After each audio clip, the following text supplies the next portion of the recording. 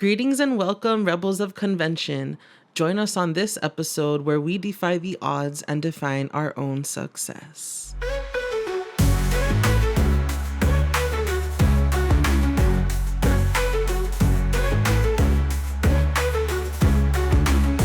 Boss lady vibes, yeah, we on the rise, with our heads held high, reaching for the sky. Welcome everyone. It's your girl, Ashley Monique, and it is Authentically Ashley Podcast, where we find the coolest people who are overcoming anything just to be authentically themselves. Today we have Alani. Let's just start with like a little bit of about you. Yeah, totally. So I was born and raised in Colorado, lived in the same small town pretty much my entire life. I'm an only child, and my parents split when I was pretty young, so kind of had a weird childhood, kind of bounced around in Colorado in the same area, but didn't really get settled until I was about like 8, 9. We settled in a final house, and then I was diagnosed with my alopecia like a year later, and so my childhood was anything but normal. It was hectic, and I was bald, and had gained so much weight, and just so much hecticness and craziness, and then graduated high school there, and my hair, got better, and so then I met my husband, and we had our daughter, and I decided I wanted to do more with my life, and so we packed up our apartment like 3 months and moved out here, and I attended HPU for college, got my business degree in hotel management. Okay. Yeah, so that was kind of the goal, the dream. Thank you, yes. And then found my love for fashion and modeling and just this industry in general, and haven't really been working now because of my current issues with my hip disability, but yeah, just doing modeling and pageantry, and a little designing, which soon to come some more stories about that, but Oh my goodness. yeah. Did I just hear a little leak? You did, a little tea. Sneaky leaks. Oh my gosh. Okay. So yeah, that's kind of me in a nutshell. But, Okay. yeah. So you mentioned about your alopecia and like also now your hip disability. Yes. I guess I'm just curious, what are some misconceptions that others may expect that you are kind of trying to overcome and, show like, hey, like maybe I'm struggling with this, but I could still do this. Yeah. My way. Yeah, just my own little creative way. Yeah. Yeah, so a big one when I got diagnosed with alopecia, it wasn't very well known. So it was assumed it was cancer more often than not. I didn't People even just think about that. Yeah, they just assumed because you had your hair loss, you were going through chemo and losing your hair, and just so that's one that's I've been blessed to see change a bit. People are a bit more understanding about that one now. But I think a lot of misconception with that one is that it is just the hair, and that it doesn't, the effects that it has on the immune system, and that it doesn't affect the rest of your body. Because I have a pretty weakened immune system as a result of it, because it is an immune disorder. So I think a big misconception about that one is that it is just our hair, when it really is kind of an attack on the entire body. Wow. And so people don't necessarily realize that I can get sick a lot easier, that, when I'm down hard, and working in tourism or modeling, that's kind of a hard one, because you have to be there, I mean, you know how it is. Running around. Yeah, and you've got 1,000 appointments back to back and 1,000 things to do, and I have irritable bowel syndrome, which could be a cause and effect of the alopecia, just having the weakened immune system, and so, like I said, when I'm down, and so I think that's a lot of a misconception that people don't realize, is it's not just an instant recovery, it's not just it's a bounce back, it's a I'm sick, this could be for God knows how long. And even same with my hips, I was just told I had hip dysplasia. Wow. So I knew I had an impingement syndrome that was basically too much bone growth on my bone, and so it was kind of just rubbing at my socket. Oh. So I've had surgery to repair the right. I'm going to need it for the left. I'm kind of in the process of dealing with the surgeon and specialists and stuff, but a big misconception about that one is that we just can't do anything, period.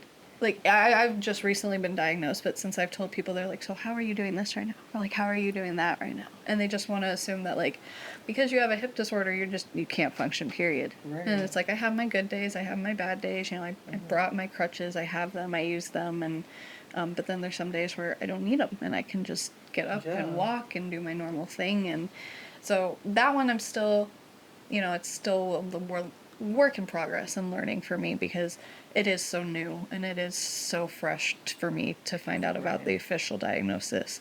But the people were shocked. I did the last fashion show and pageant that I just did, and a lot of accommodations helped, and you know, unfortunately, a lot of painkillers that my doctors recommended helped, and just pushing that extra limit for myself, I think, is going to be my biggest misconception for myself. But I mean, like, first of all, like, thank you, sis. Pageantry, modeling, like, that's not easy. And what I think a big thing is that when you have physical disabilities or even mental disabilities is that we need to hold these poses, this composure, this face, while still eating it all up inside, which just isn't like something I would be like, hey, like, just suck it up, buttercup. Right. But I mean, when it comes to trying to pursue what you want and be yourself, of course, you kind of have to bite the bullet. So, since we're on that topic, do you mind telling us a little bit of, you know, self-care, maybe before care, after care, that helps you when you're pursuing your creative journeys? Yeah, absolutely. I love baths. I'm blessed to have a nice bath at home. And with my hips being like my anxiety and my hips are my two major, if I had to say, like, the worst ones that take me down in a day. Like, I've learned how to regulate my IBS. I've learned to deal with the comments of the alopecia and the hair falling and things like that. But the hips, when I'm down, I can't, you know, I need my husband to help me stand back up, or one of my family members to help me literally stand back up. So a lot of it, like days and even a week leading up to it, I just rest and just give myself that time. I'm such a overbook person. Like, I have such FOMO and, like I said, anxiety, like crippling anxiety. When I get worked up, I'm like, I'm done. I can't function. And so really making sure I have that extra time set aside to be able to cater to myself if I am moving slower, or to do, like I said, a bath. That's one of my favorites, and taking the time to ice. And then as far as my anxiety, being with my family is one of my biggest calm downs and, like, humblers almost. I feel like sometimes it kind of snaps me back, because I realize, like, okay, I have my daughter, I have my nephew, I have my family here, like, I'm okay, it's okay, like, we have a house, things are all right.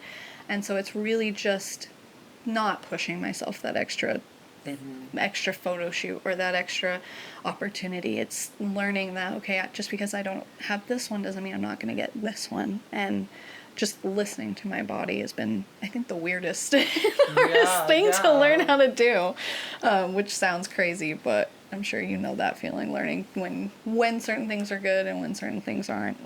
For sure. Yeah, with the endometriosis and the PCOS, it's sort of similar when it's like the flare-ups.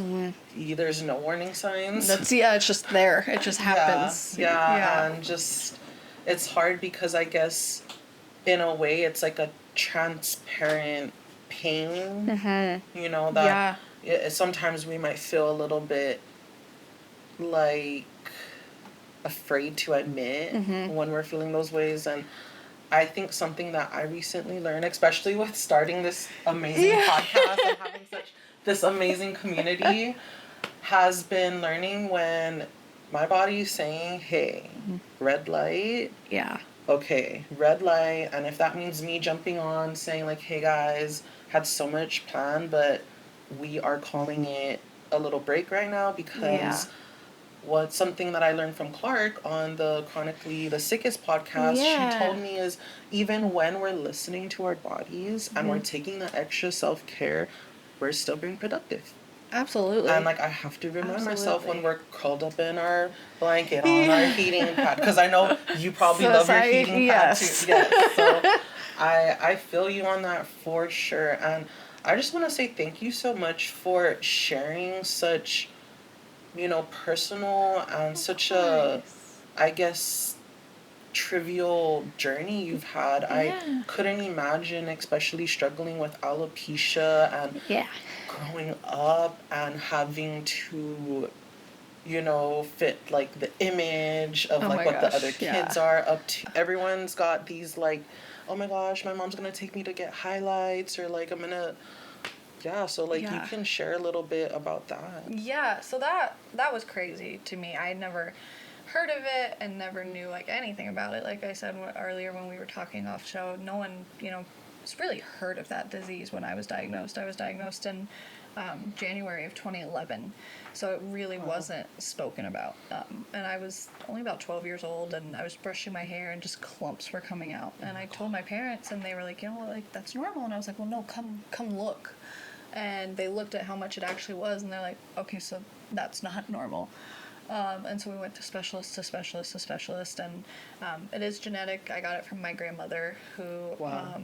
was bald her entire life as a result of it. There's different Wow. forms of it, and I got lucky and got I guess the lightest of it, if you can call any of it light, but Right. mine just falls out in patches. Some people have all of it on their head falls off, and then some people have their entire bodies, just no hair growth. And my parents did the best they could with what the options they were given. There was the option to take prednisone, which I'm sure you're familiar with. It's one they love to throw at us. I'm like, what is it? I can't stand the damn thing. This might work here. Right? Here, try this one. Yeah. I mean, my hair grew back, but I gained 60 pounds within like 2 months. Wow. I just shot up. And being chubby, bald girl, I was not popular with, like I mentioned to you earlier, people thought I had cancer. People thought I had cancer, like it was a whole to-do. And I went to a very small Christian school. I lived in a very small conservative area. So there was a lot of families that had a lot of choice words and a lot of opinions about it. And I even remember this girl I ended up being friends with later in life. She was like, oh, we played you in basketball like we thought you had cancer. Like, we let you guys win because we thought you had cancer. Wow. And I was like, it's wild to hear the stories that people were reminiscing about when they first found out about my diagnosis. And, I mean, there was even, we did injections directly to the spots. Oh my Did gosh. absolutely nothing. And finally, we just kind of said F it and just took me off the medications. And my mom, bless her soul, did so much research into vitamins and holistic healing, and it's how I'm back where I am now. I mean, I still have the patches and still have the excessive hair loss, but I've been blessed and I'm not completely bald. Right. You can find pictures somewhere on the internet, I'm sure, but there's pictures of me with like this little buzz cut with like these big patches or like one random feather coming out, like the most, like trying to make the most out of it. Yeah. And I had this incredible teacher who let me do wigs and would let the other girls paint my head or color on them, and like, so I had within my tight knit group, I had a lot of support. Unfortunately, as that group got bigger, the support lessened as it normally does. And it's been incredible to see the big change in it now. I mean, they have so many conferences and they have fashion shows for girls suffering with alopecia, and like it's covered on national news outlets now, and they know more about it. And I'm just so thankful that the little girls growing up now have more resources than when I was younger. And even like when my grandma was diagnosed, I mean, she was born in like the 30s, so Right, no yeah. options, you know. And it's incredible to see the last strides they've made in it, but it definitely changed who I was as a person, and changed, unfortunately, a lot of my views on people in general. And I've kind of had to shift away from that narrative as I've gotten older. I got a little hostile towards people in my teenage years because of the way I was treated, and because of things that were said from people that shouldn't have been saying them and that were close enough to me to know differently. Right. And it took a lot of years of self-realization of, okay, well, I don't feel that way about me, so why should it matter what this person I'm never going to see again has to say about me? And it's so hard in today's society to do that. And then having my daughter was that real oomph and push to get me into like modeling and pageantry despite having it. And yeah, growing up with it was no walk in the park. Walk in the park, yeah, for sure. I mean, I struggled just trying to find like clothing to fit me, you know, just at least I could throw a hoodie over that or something. And you know, with losing your hair, it's very personal.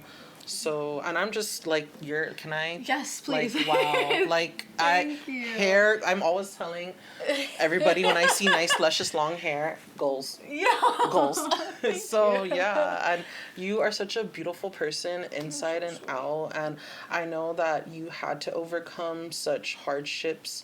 I believe that diamonds are only as beautiful as we're tossed around and carved. And that pressure. Yeah, for sure. So, I had this one question Yeah. where, where or how do you feel like social media or technology has helped you adapt with your disabilities? Yeah. And how has that helped mold you as a model, as first of all, a fashion show director? Holy cow! Wow! Thank you. Oh my gosh! Yeah, no, social media, again, that's another one, like, when it started out, it was, no one knew nothing about it, no one knew how to properly use it. I feel like it was such an awful thing for so long, and there is such a negative connotation around social media still. It is so touchy Right. to talk about. But in our industry, it's so necessary, and it's what we do, and, yeah. Ready? Yeah. But it's really been a great connection tool to be able to talk to other like-minded individuals. I mean, that's how I found you, was through Instagram Yeah. and just my posting. And, it just, you're able to connect with people around the world. And despite the fact that you may have issues with people in your immediate surroundings, you can connect to people worldwide. And being able to, you were able to connect with that podcast, and you've lived in California, and, I have brands that are out of Vegas and like New York and things like that for my show. And just being able to really reach the right group of people who feel the same way about things, and realizing that your mindset isn't just your mindset. Like, there are other people out there that feel the same way. It can, social media can get lonely and can get dark and ugly, but there is also ways to find the beauty in it and connect with others that are like-minded and reach those that, may need that extra oomph and may need to hear that from you. I mean, Right. I have so many people that have reached out to me since the show and since the pageant, like, being like, oh my gosh, if you hadn't shared the story, I wouldn't have done this, or like, you inspired me to do this. And it's like, that's what it's about for me. If I can make even a difference in one person's life that I can connect with, like, I have so many girls that I know have my back, but I've never met them in person. We talk every day on Instagram, but still we haven't actually ever had a chance to connect. And there's some of the girls that I know are going to have my back no matter what. If I need them, if I called them up right now and was like, hey, I got to do this, can you meet me there? They'd be like, let's go. Like, right away. Yeah, let's go. Right, Where we go? What we doing? What we doing? Pull up, let's go. I don't care what we're riding in. Like, whoop, here we go. Yeah, I think, like I said, connecting with those that feel the same way, and blocking out the negative and filtering that, and realizing that if they can't come and say that thing to your face, then they have no right saying it. They're hiding behind a screen, there's nothing to that. And Right. yeah, finding the beauty in the like-minded people, I think, is incredible and an awesome aspect of social media and pageants and fashion shows. And yeah, It's such a staple, and it's hard for us to say that we don't rely on it. yeah, With my endometriosis and PCOS, yeah.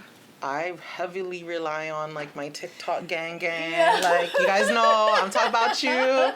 I'm like, guys, I'm not feeling it. Like, Yeah. and they're like, all right, let's just jump on live for a little bit so that you can, like, get your Still have minutes in. something. Yeah, Yeah. and I'm like, like, you don't even know me. Like, we just met randomly on a live, like, 3 hours ago. And, You're like, already helping me out. so amazing. And I think it's so cool because it can be really difficult when it comes to our community to find truly inclusive events.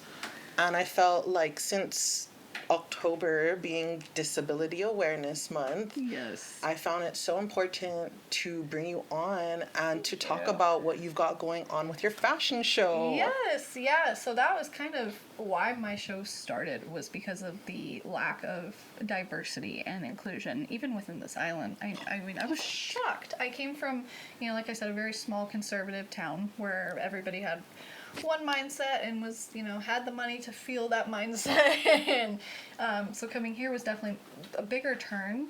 But I was even shocked with how inclusive some of these other shows and production companies pretend to be, and hide so much. And unfortunately, there's a few things I can't actually speak on about those. But it was just, it sent me so sideways one day, and I was sitting down with my family, and I was like, I gotta do something to change this. And they were like, what are you gonna do? And I was like, I'm gonna do a fashion show.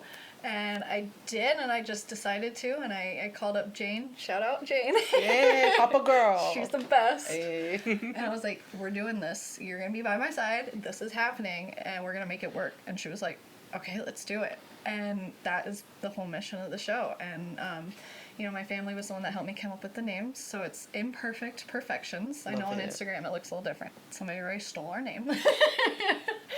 Coming for you. I'm gonna find them. And it's to celebrate that beauty isn't just one standard, and it never has been, despite what society wants to say it as. And beauty comes in every form, is in every flaw that we are, and is in everything that we are. We are beautiful because we are who we are, and that is the whole purpose of the show. And I, I picked out the models to move forward, but the brands have all picked their own. They've all, chosen from the comp cards, and I've been so blessed and so happy with the outcome of how diverse the brands have been as well. I was a little nervous, fully offering that over when I had such an artistic vision for the show to be inclusive and diverse. And I've been just astonished with these brands and the diversity, and they're selecting one model that looks this way, and another one that looks this way, and another one that looks this way, and just so inclusive. And that's the whole point. And it's to support local brands and small and upcoming brands. And yeah, I just couldn't sit back and watch that happening anymore. And unfortunately, a lot of those girls that have dealt with the production companies and fashion shows know what I'm talking about, and have had really, really awful negative encounters. And I feel there's no room for that in this industry. There is no room for anyone to make somebody feel less than. And to do that, I feel like that just takes away kind of who you are as a person and your integrity of who you are. And so I really just wanted to give this platform to the girls, and we have a couple of males on there as well, to just show who they are. Like, y'all are going to have your introductions on stage, you're going to get to wear what you want for that, like, just really embracing who you guys are and celebrating you. It's about you guys. Most shows, I think, try and aim towards the brands and the sponsors, which, of course, is an important aspect from a business standpoint, but as a model standpoint, my whole goal was these girls get seen, these girls are heard, these girls are valued, they're treated right, the show is ran right to be accommodating to models. Like, you can ask Jane, there's like times I'll call her at midnight and I'm like, okay, but are the models going to be good if we do this? Like, are they going to be safe? Are they going to have enough room? Are we going to be okay? And yeah, that's just, Jane had the same vision. She was like, yeah, let's do it, and she's dealt with, unfortunately, some really negative stuff in the community as well, which is super unfortunate. She's an amazing human, and so when I told her that that's what I wanted, it was like, we're all in. And we got lucky with Shaka's Kailua Bar and Grill, and he's just fully sponsoring us, having everybody there. Shout out to Shaka. Shout out, Uncle. So he just, he was like, I love the mission, I love what you guys want to do, and let's do this. And yeah, it's really a vision come to life because other people felt that it mattered, if that makes sense. Like, I kind of just threw it out there, like, let's see if anything catches. And I've been blessed with I have 50 models, over 60 responses to it, like 20 brands, and just all from an idea one night that I was like, I'm gonna do it. And and October being Diversity Month, we wanted to make sure we did that too, because we have a couple of us that are disabled and have those issues, and it's so important to show that in this industry, that somebody with disabilities can participate as well. And that's something so missed in fashion shows in general, but even on this island, it's those that can participate and want to participate, but might just need a little extra help, or might just need a little extra something, and or just something needs to shift.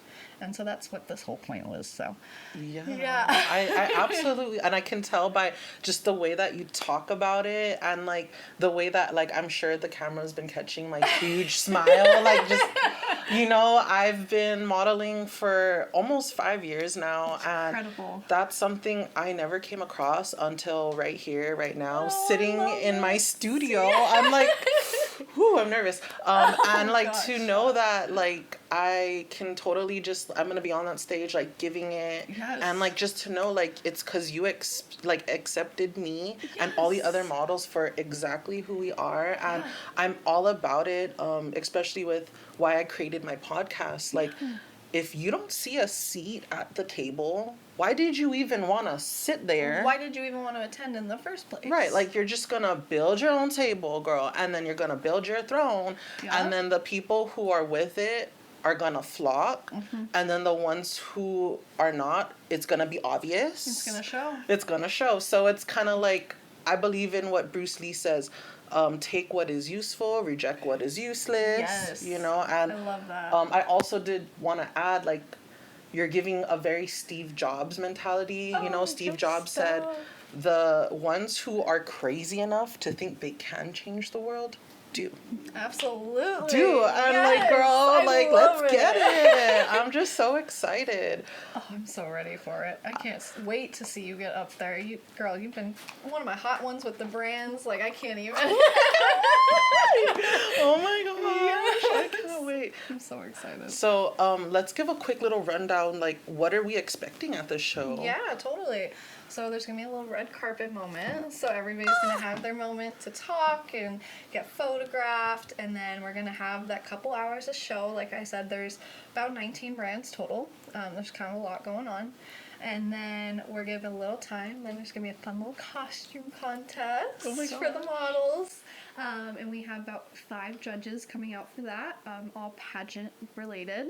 So you know they're on their scoring. Oh boy, yes, yes. And then after it's gonna be just time for a talk story and pop-up shop for the brands to Ooh. sell, and doing a little raffle in there somewhere too. And Awesome. it's just really a time just to get together and celebrate everybody. Yeah.